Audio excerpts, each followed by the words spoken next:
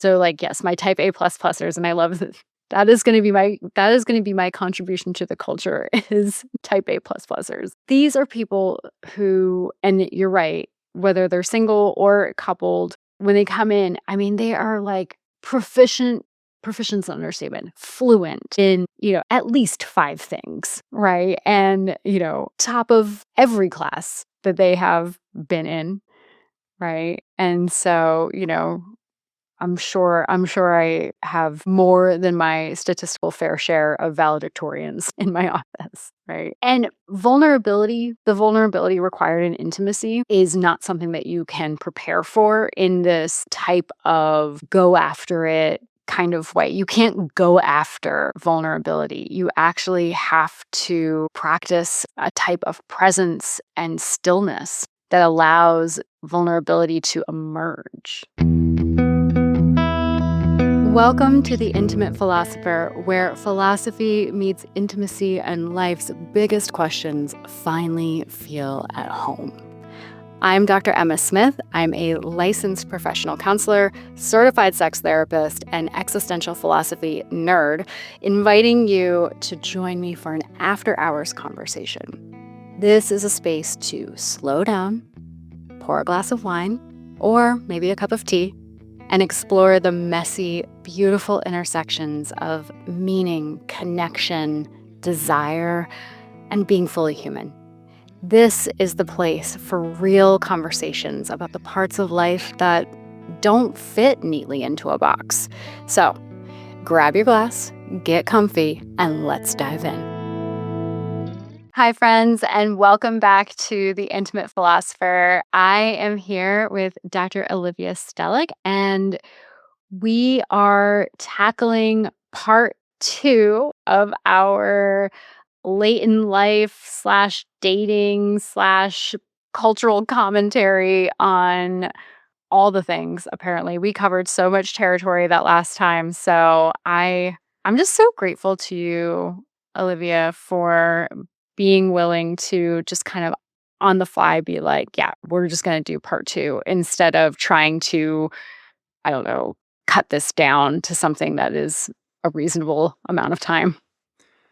I mean, I think that's part of the thing that we do, though, right? Is the deep, broad dives, right? Like there's a lot to cover. And I think that there's so much that is parsed into these small sound bites that make it sound simple and easy. And life isn't simple or easy. And so we just hang in there with the complexity and we talk about all of it. And so here we are in part 2. And here we are in part 2. So, yeah. So what are the highlights from part 1 you think that sticks out to you?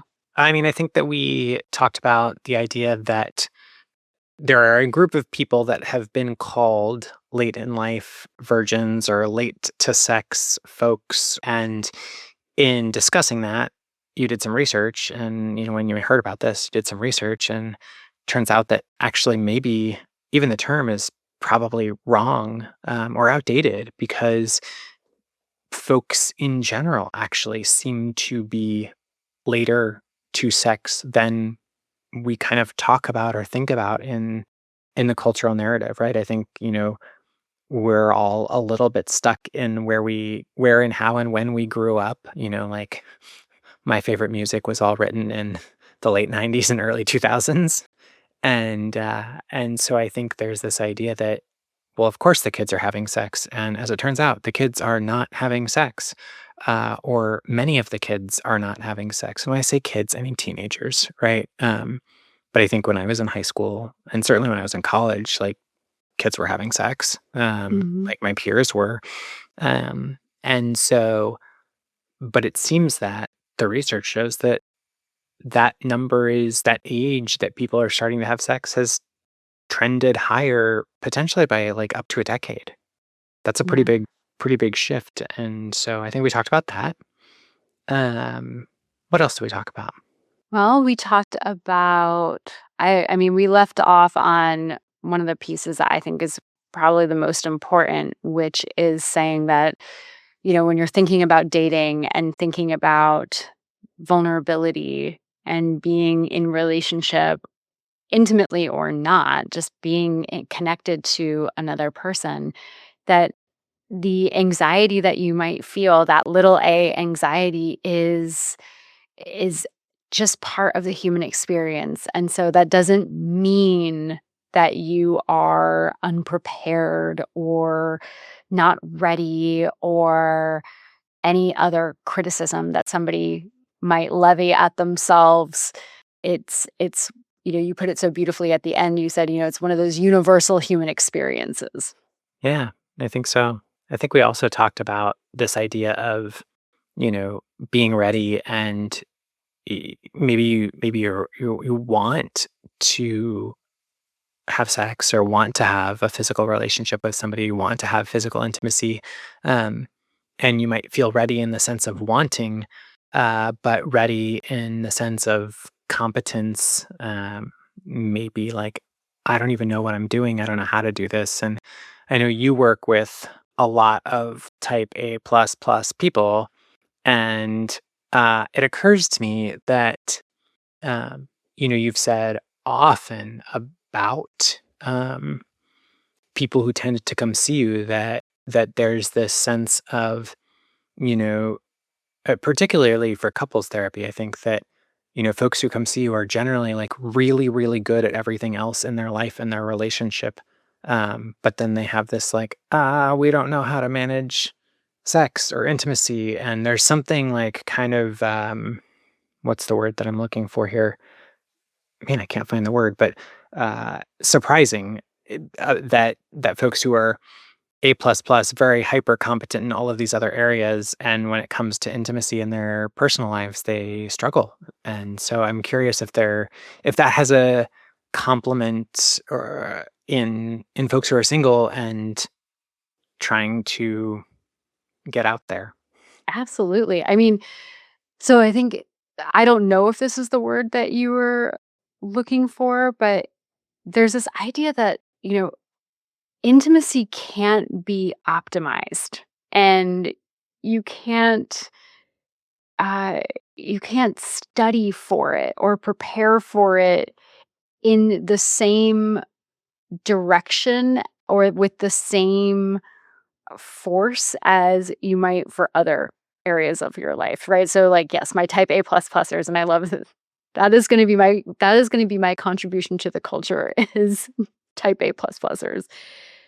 These are people who, and you're right, whether they're single or coupled, when they come in, I mean, they are like proficient's an understatement, fluent in, at least 5 things, right? And, top of every class that they have been in, right? And so, I'm sure I have more than my statistical fair share of valedictorians in my office, right? Feels true.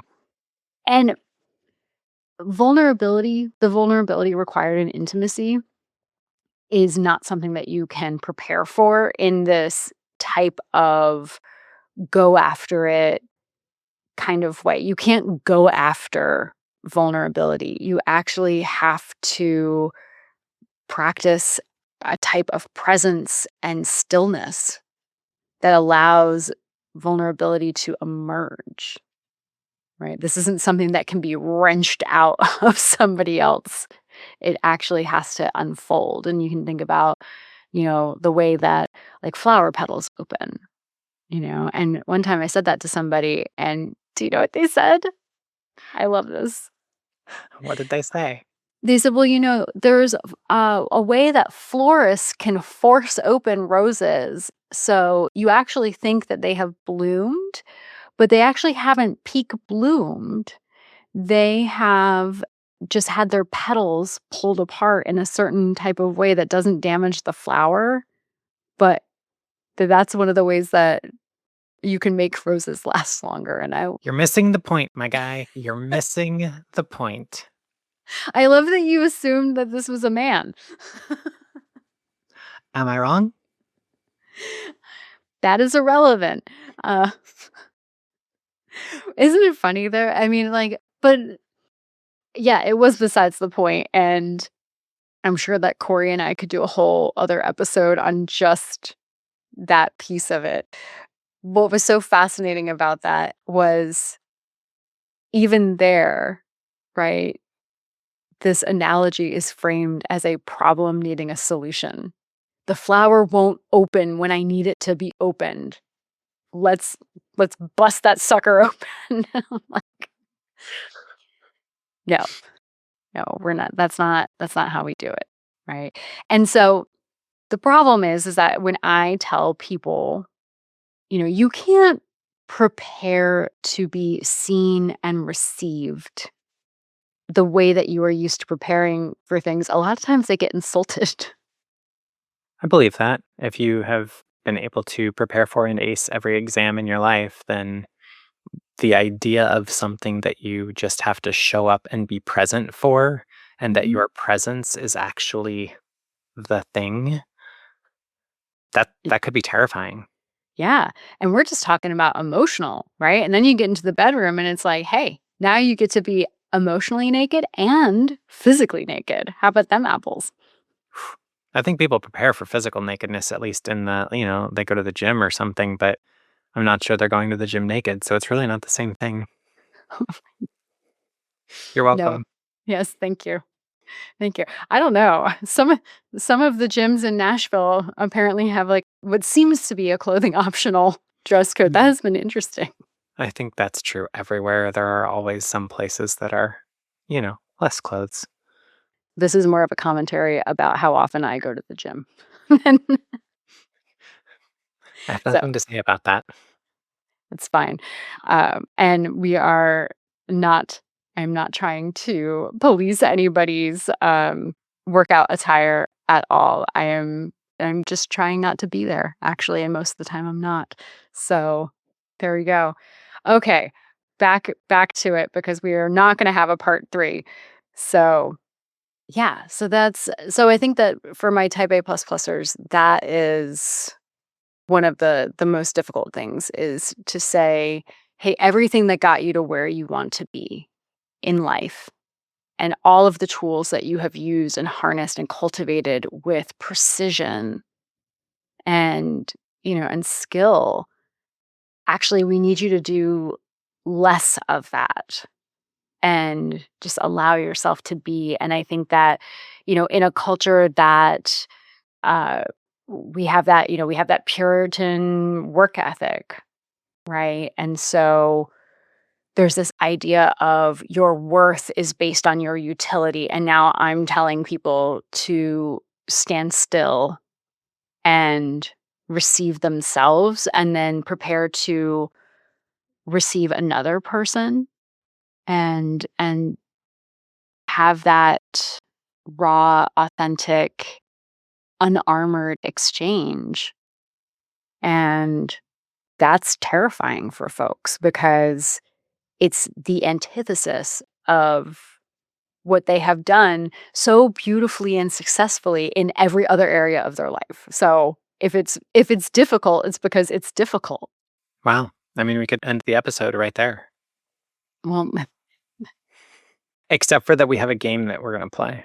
oh, that's right. That's right. Yeah, Okay. this is the thing. We're going to do this time.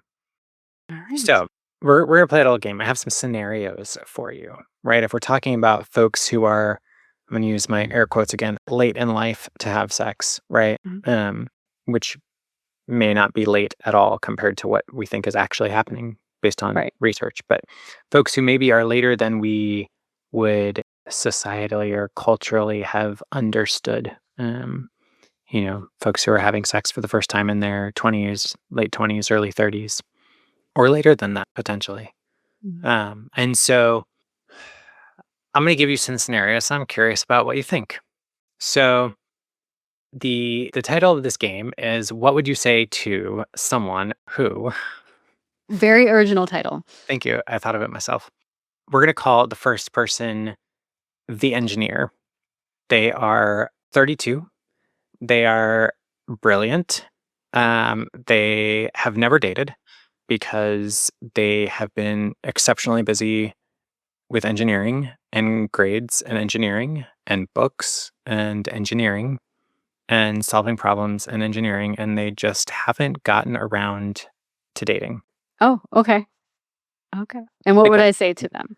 yeah, because of the engineering, right? They just haven't gotten around to it because of the engineering. Okay. Gosh, I think eventually I would say so many things, but I'm going to change the game a little bit.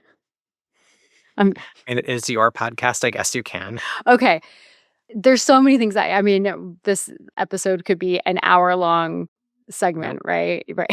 So, um, so let's do I'm gonna ask the question that this would be my main question back to them based on what you just said. So, because here's a guy who is coming in and I believe that he's busy because I have worked with a ton of engineers and I I believe that he believes that he just hasn't gotten around to it because of all of this other stuff. Sure. Okay. That said, being an engineer is not easy. And so he has at some point prioritized certain things over others. Right. So my question to him, and it's really interesting because it's specifically in response to like dating. I haven't gotten around to dating, you know? And so what's interesting about this is that I think that sometimes people avoid and they can avoid through many different avenues. And one of them is through being busy. And so one of my questions would be, you know, what might you be protecting by having not gotten around to dating? Wow. That's I don't want to be in your office answering that question. That's Well, like just like it rips people open, I bet. That's I hard. don't well, here's the thing. I don't know the answer to that, right? They might say genuinely like, "No, I'm not protecting anything." And then my approach to this is that when people tell me something about them, I generally start with believing them because they have no reason to lie to me. And I have to start with where they're at. Right. Yeah. So I don't know what the answer to that question is. My theory is that somebody who is very competent and has figured out how to do many things, because when I'm thinking about folks like this, yes, many of them have been in, engineering, but by 32 and brilliant, that means that he's probably gotten a bunch of raises, maybe some promotions, titles, and whatnot. And I would want to know what his other hobbies are because I promise you he has them. And they're esoteric and they're specific and they're great. And he's really good at them too. That has been my experience. I am open to being wrong. Maybe this person only goes to work and goes home. I'm open to being wrong. And my question would be, what are you protecting? If like let's play a game. If you were protecting something by not dating, what would it be? And kind of go from there. Hmm. I love that. Would it be different if she were a woman? Hmm. Because I framed the question with they pronouns, just to see what you would do with that. And we assumed he was a male engineer, and that's fine. But I'm curious if your question would change.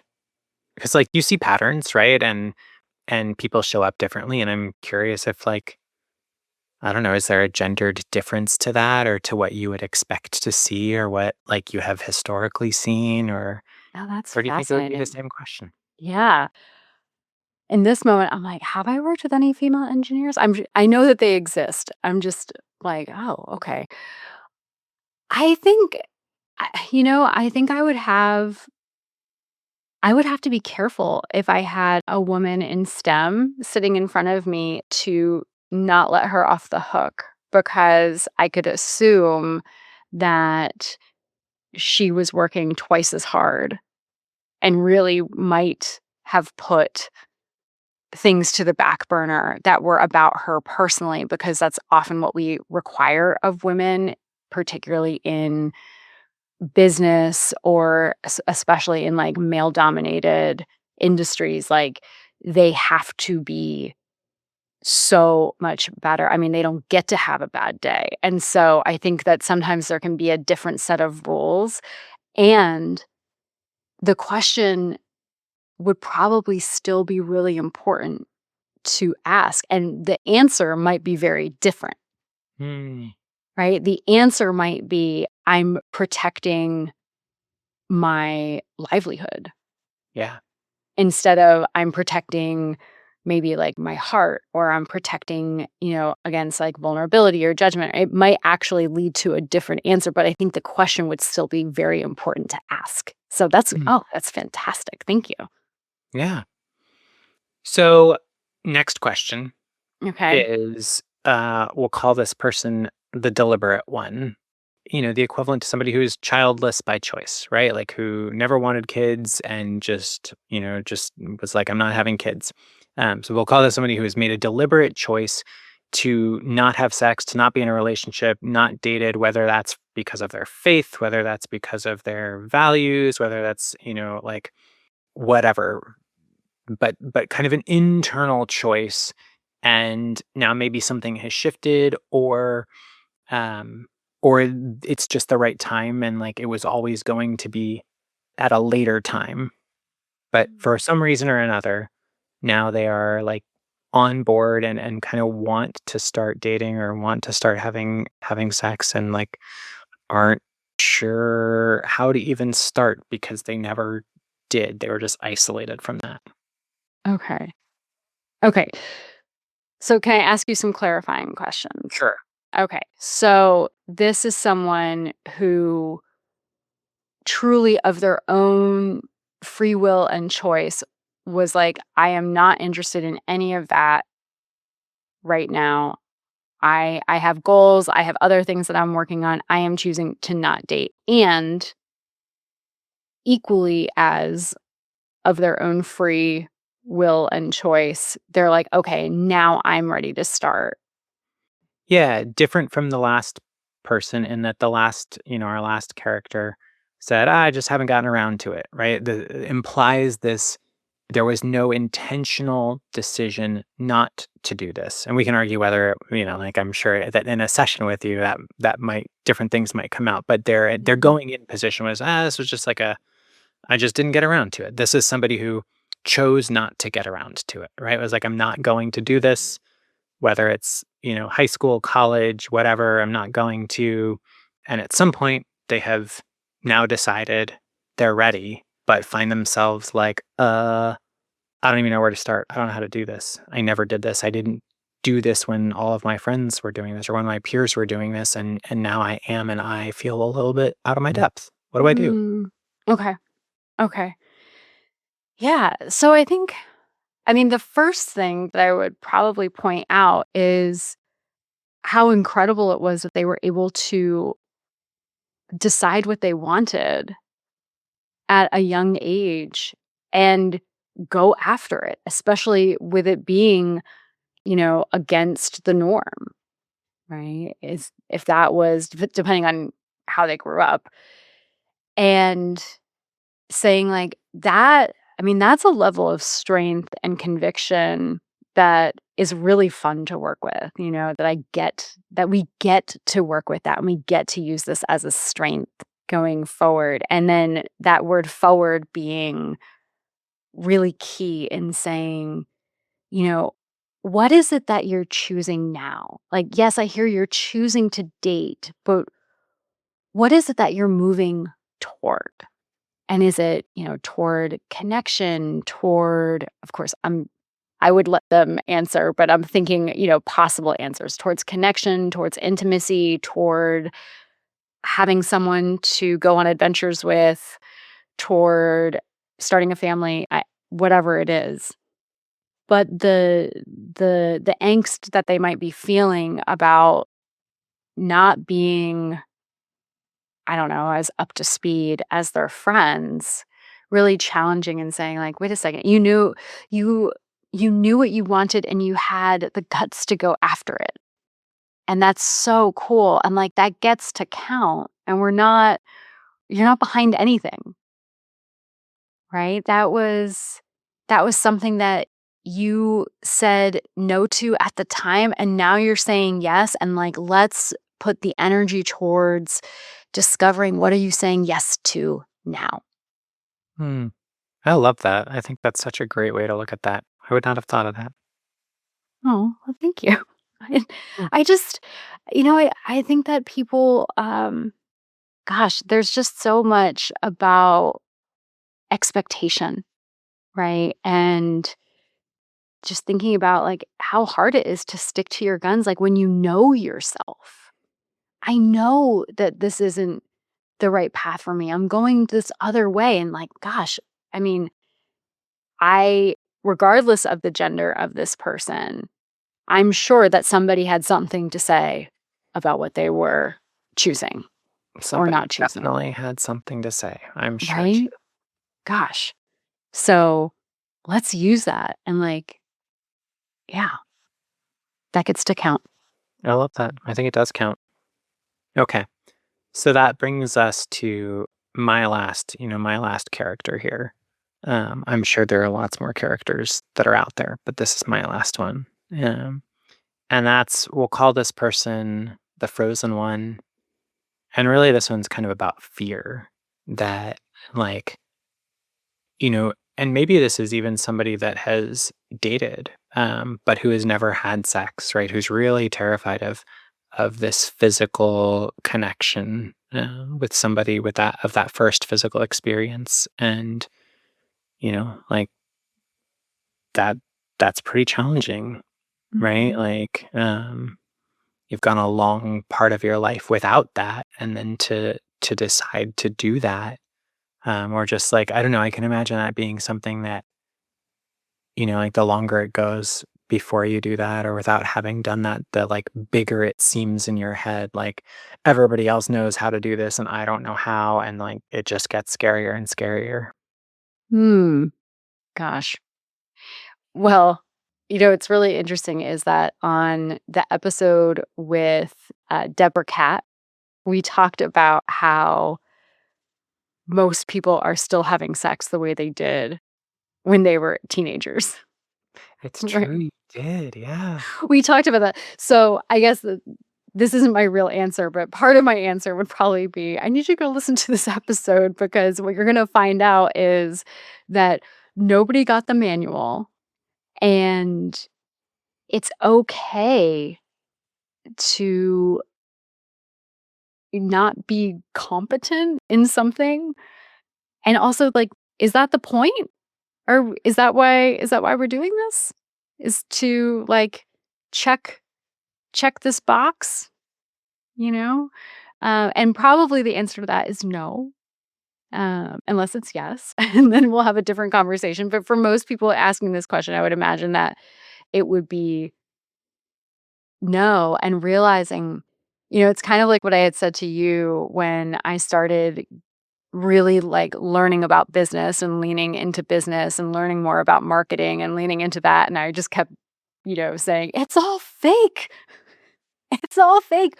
People are just faking their way through it. And some people give themselves the permission slip to do that. And then there's some other people that just are feeling, you know, buried under the weight of, feeling like a fraud or whatever. But what you find out is that so much of it is just made up. Like it's just mythos, And so I think part of the conversation is that.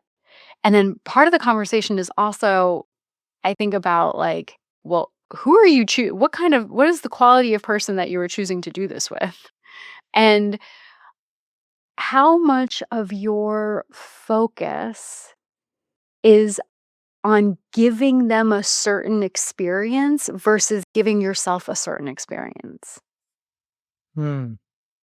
Like, why do you have to be competent in this? Is it for you because of a story that you are telling yourself about yourself? Or is it because you have this narrative where they're going to say something terrible or judge you or something? Because if it's the latter, if it's about them, well, then part of it is about picking people who are kind Yeah. and If it's about you, it's about saying, like, maybe we need to refine your goal in this.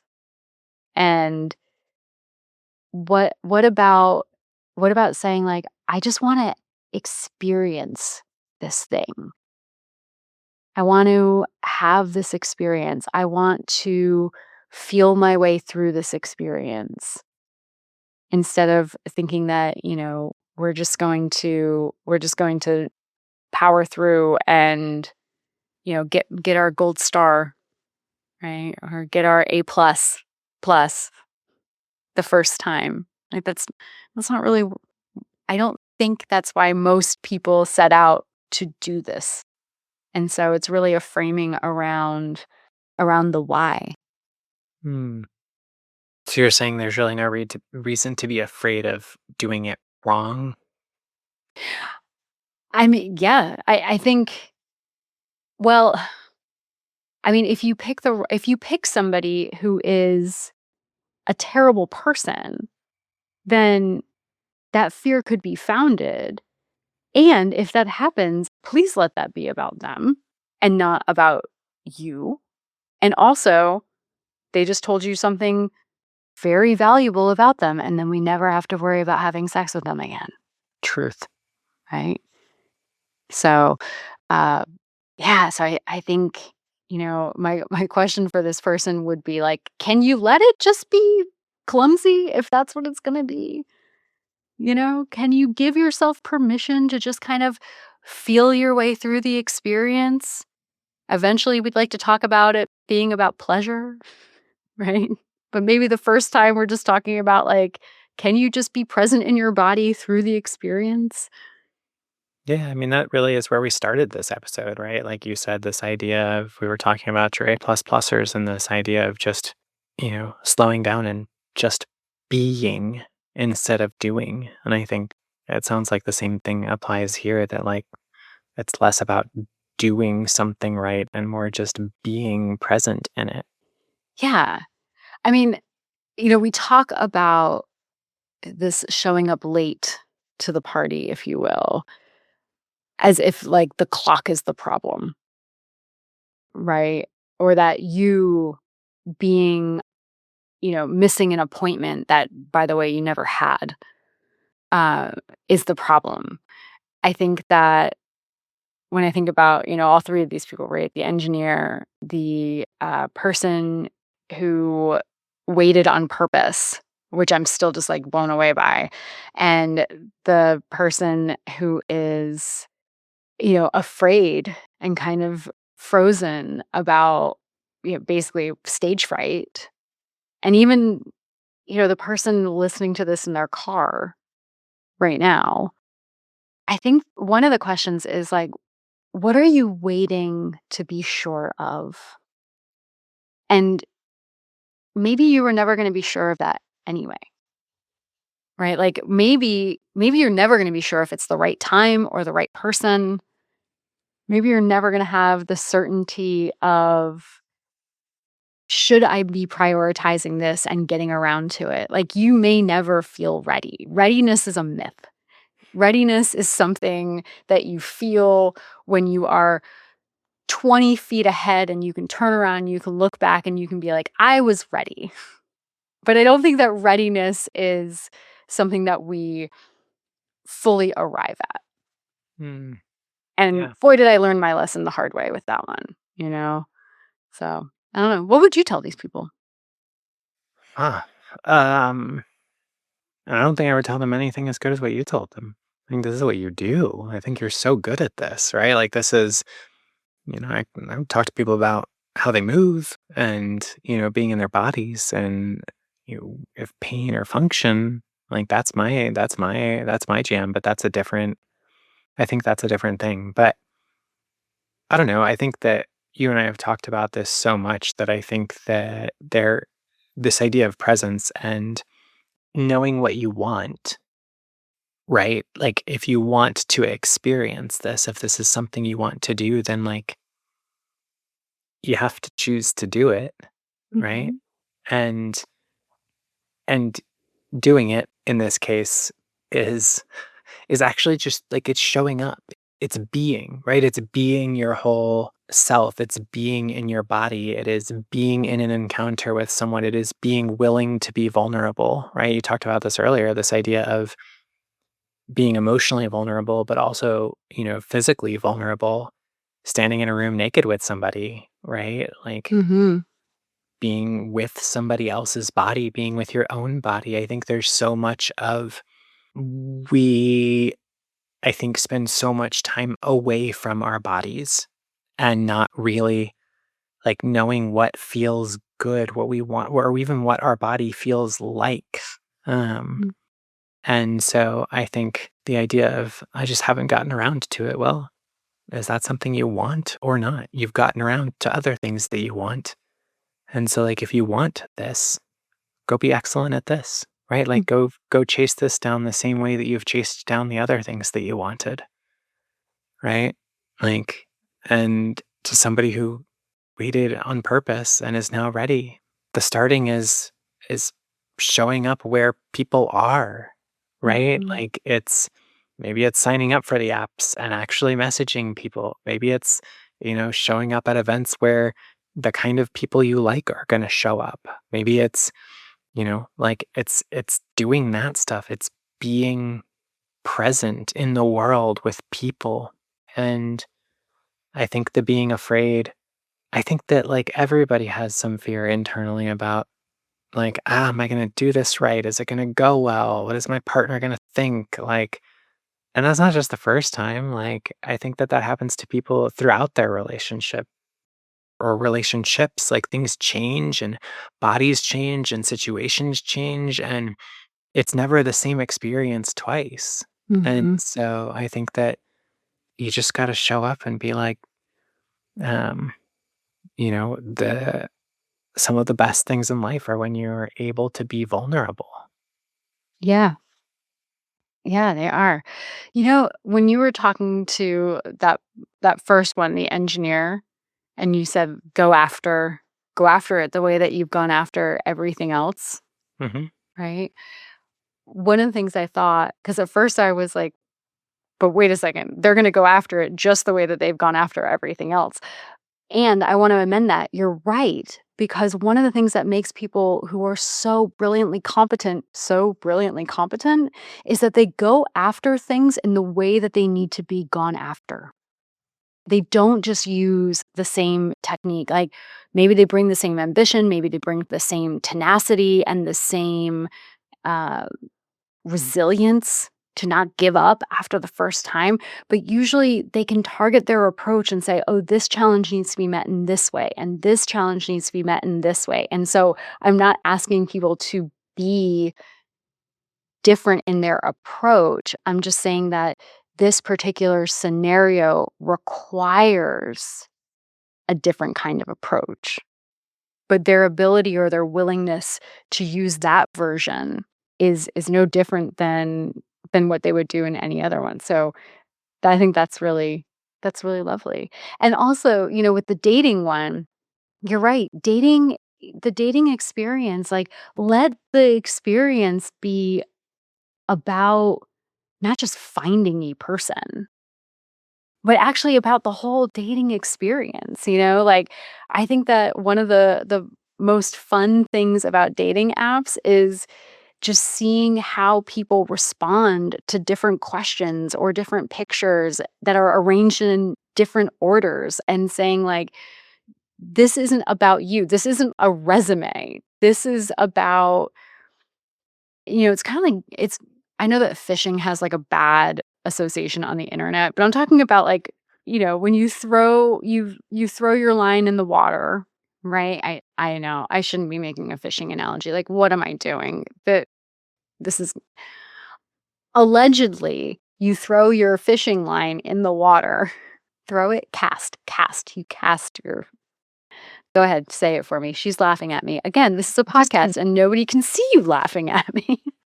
I'm just imagining you, like, throwing a clump of rope in the water and being like, "Fishies, get it." Thank you. Thank you for your zero faith in me. What? You are an indoor cat. That is I you are a self-proclaimed self-described indoor cat. I am, but as a little kid, I was outside all the time. I had my little fishing reel, roll, rod, whatever it is. Okay, do not come to me for outdoor advice. And back to my dating analogy, you're putting something out there to see what people respond to. And that's what you're doing. You are surveying the market and saying, like, will you respond to this? Who do I get with this?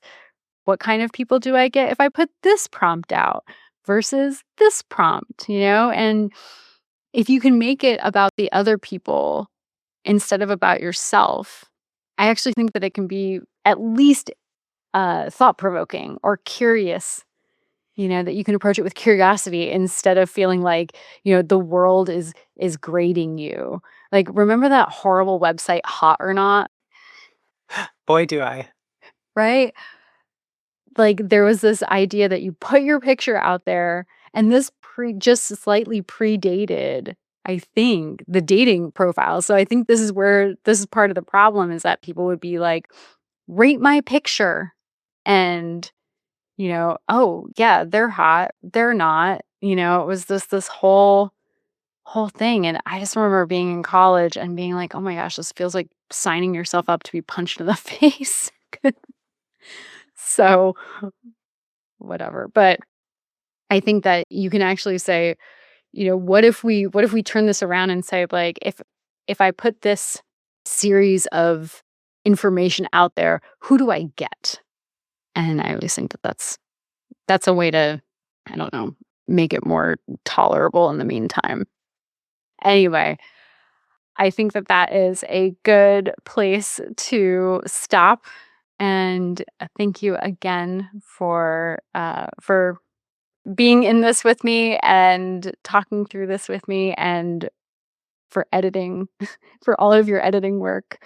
So really appreciate you. And I really appreciate everybody who is staying with us through part 2 of this really important and really meaningful episode. I think this one just hits a little deeper for me, in terms of, like, I think this really matters because, my gosh, like, how often are we just that far off in our cultural narrative from what is apparently actually happening according to these surveys? Yeah. So anyway, okay, friends. Well, thank you again for joining us on The Intimate Philosopher, and I will see you soon. Bye. Thank you so much for joining me for this after hours conversation. If something in today's episode made you pause, get curious, or see yourself a little more clearly, share it with a friend and keep that conversation going. Until next time, keep exploring that messy, beautiful space between meaning and being human. I'll see you next time.